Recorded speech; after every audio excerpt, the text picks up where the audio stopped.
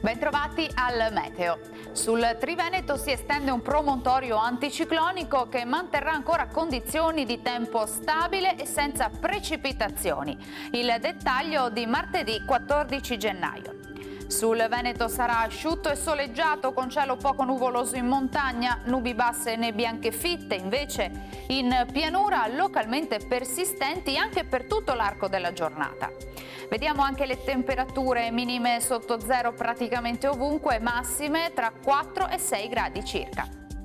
La previsione ora del Friuli Venezia Giulia, dove il sole sarà un po' dappertutto, solo con qualche addensamento, ma senza ulteriori conseguenze.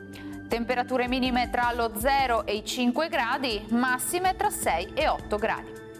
Uno sguardo infine al Trentino Alto Adige, dove sarà anche qui ampiamente soleggiato, il cielo sarà sereno o al massimo velato un po' su tutti i settori della nostra regione. Temperature minime anche qui sotto zero, massime fino a 7 gradi.